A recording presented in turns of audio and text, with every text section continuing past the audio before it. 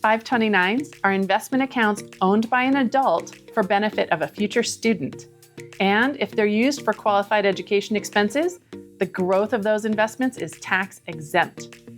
It's ideal to fund 529s as early as possible, so the investments can compound over a longer period of time. Recognizing this, the plans allow you to contribute up to 5 years' worth of gifts in the first year to really get the account off to a good start. 529 programs are available in many states, and they do not require college attendance in any particular state. In fact, 529 funds can be used for approved universities outside the U.S., as well as many study abroad programs. They should not be confused with prepaid tuition plans, which typically are tied to tuitions of in-state universities in the offering states. We recommend that our clients start 529 accounts right away, as soon as a baby has a Social Security number, and to let grandparents and other family members know about it. Supporting future education by contributing to a 529 is both an investment and a gift. 529 education accounts were initially created to help fund college or other degree-seeking education programs, but qualified programs were expanded to include private secondary school as well. This has led to debate about whether private school is a good use of 529 funds. The major benefit of using a 529 plan is the opportunity for tax-exempt growth when the proceeds are used for qualified education expenses. That growth happens over time, and longer investment horizons are generally associated with more growth potential. Since secondary school starts earlier, it shortens the investment horizon so much that the tax exemption loses its power. In addition, in many cases, a family struggles to fund a 529 sufficiently to provide for college. Withdrawing funds to use for secondary school may undermine that college funding and borrow too much from the future.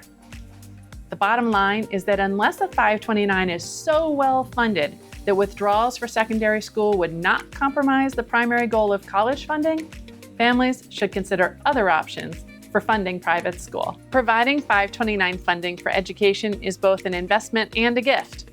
And sometimes that gift exceeds what is needed for the student's education. We call these accounts overfunded, and there are several options available for these funds. Families with multiple students may find that one student's expenses exceed another's, or that one goes on to have graduate school expenses. In that case, once a student no longer needs their 529 funds, the owner of the account can change the beneficiary to another family member and continue using the funds for qualified expenses for the new beneficiary. More recent rule changes now allow the account owner to use 529 funds to make contributions to a Roth IRA for a beneficiary who's eligible.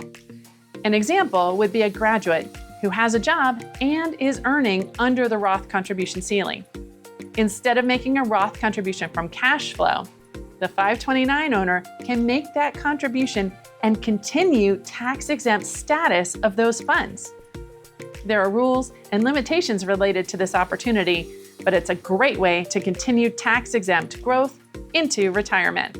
In the absence of options to continue the tax-exempt status, a 529 owner can take a distribution from the 529 that is not used for education expenses.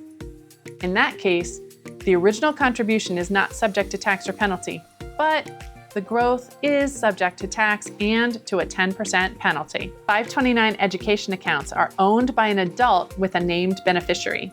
They are included in the adult owner's estate and therefore must be considered when estate planning. The adult should name a successor owner who will take over ownership upon the owner's death. When you're estate planning, don't forget your 529s.